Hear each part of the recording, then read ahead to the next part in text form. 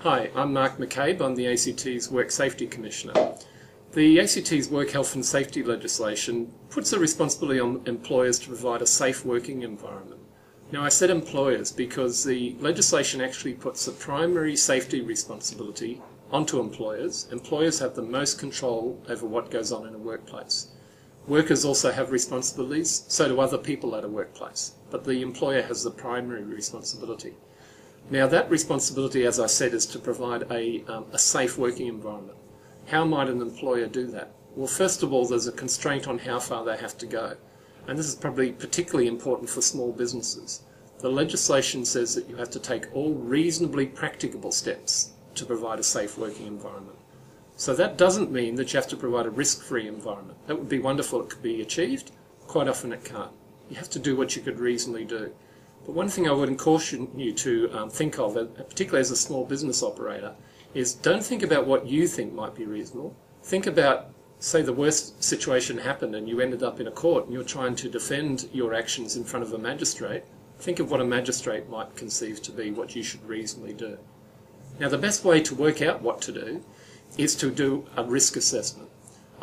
Sit down and identify the risks that face your workers, identify all of them, assess them, work out which ones are high risk, which ones are low risk, which are the ones that you really need to worry about. Then look at what could you do to either eliminate those risks altogether, that can sometimes be done, or to minimise those risks. Once you've done that, put in place those procedures or steps that you need to take that would minimise those risks. Your work doesn't end there. You then need to make sure that those steps are being followed and that you review those steps from time to time. Situations can change. The risk might change. It might disappear altogether. It might get worse. It might need you to take other action. So that's from the employer perspective. I said that workers have a responsibility. Workers have a responsibility to take reasonable care of their own safety. They also have a responsibility to follow any reasonable safety procedures that an employer puts in place.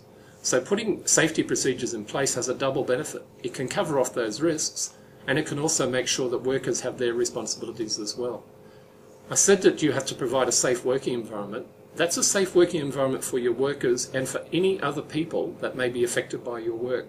That could include customers coming into your place of business.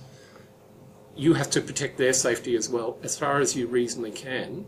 But those other people also have responsibilities. They have to take care, reasonable care of their own safety, and they have to follow any reasonable safety requirement that you put on them. So in conclusion, I'd just like to remind you that your contractors are also your workers. Don't forget that. Just because you've contracted a task out doesn't mean you've absolved yourself of the health and safety responsibility. They are also your workers. And remember what I said about, don't just think about what you think is reasonable. Think about what a third party, such as a magistrate, might think is reasonable. And finally, if you need more advice about your health and safety requirements or you've got more questions, try having a look at our website, worksafe.act.gov.au. You'll find advice there, particularly for small businesses. Thank you.